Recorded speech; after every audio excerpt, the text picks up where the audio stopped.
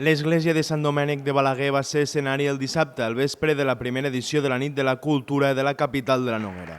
Una vetllada cultural que va servir per fer entrega dels 33è premis Jaume Comte d'Urgell. En l'apartat col·lectiu el premi va ser atorgat a l'Amic per la tasca i servei dels mitjans de proximitat, temàtics i generalistes i representar la premsa en paper i digital de parla catalana.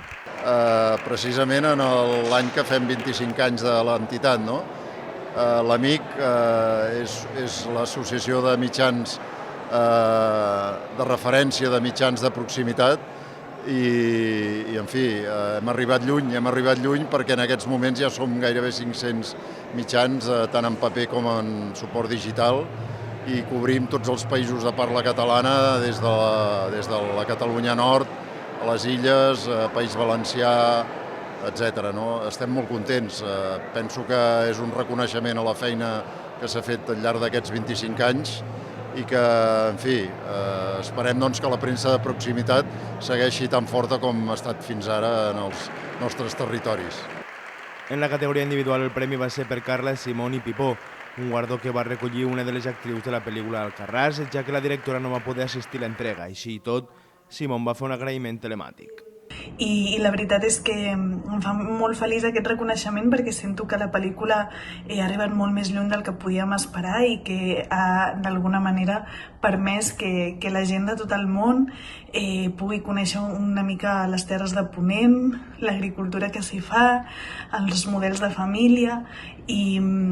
realment és una cosa que quan la fèiem no ens pensàvem que podria passar, que arribés tan lluny, que arribés fins a Berlín d'aquesta manera. Els Premis Jaume d'Urgell reconeixen persones i entitats dels països catalans que per la seva força cultural i la seva feina i obra fan que siguin exemples per fer més gran i més rica la xarxa natural i real dels països de parla catalana. Per primer cop l'entrega dels premis es va fer en una vetllada dedicada a la cultura que va comptar amb la participació de l'Escola Municipal de Música i on també es van entregar els premis Giriap. Álvar Llobet va ser el guanyador en la categoria de llegenda escrita i Lluís Maria Bosch en la categoria de composició musical. Gemma Trilla i Maria de Lluc van ser els accèssits de les dues categories respectivament. Però la Nit de la Cultura de Balaguer també va estrenar premis, concretament els Premis d'Honor Cultura Balaguer 2022,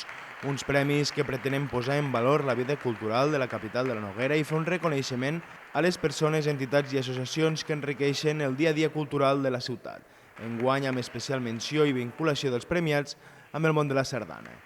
La Nit de la Cultura va comptar també amb la participació de l'Escola Municipal de Música i, entre altres actuacions, es va interpretar per primera vegada la composició del professor de l'escola, Miguel de Castro,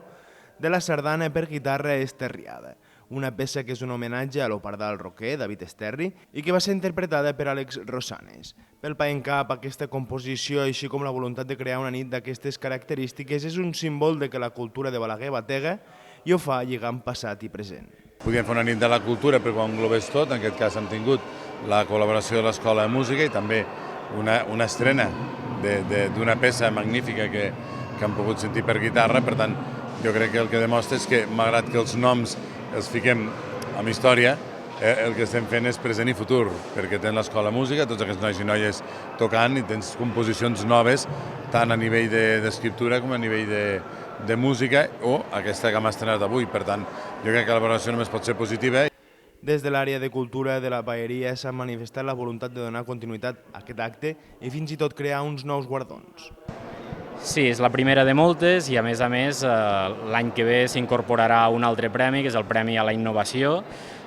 perquè bé, ja ho vam dir al seu moment però encara no havia sortit, que són aquests premis de suport a la creació i per tant l'any que ve,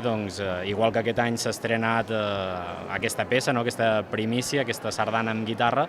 l'any que ve esperem que hi hagi molta gent que participi d'aquestes beques, d'aquests premis suport a la creació. Abans d'aquesta entrega de premis a l'església de Sant Domènec s'havia fet la tradicional ofrena floral al monument del Comte Jaume a càrrec d'institucions, associacions i partits polítics i també s'havia fet una ballada de sardanes a càrrec de la cobla Vents de Riella.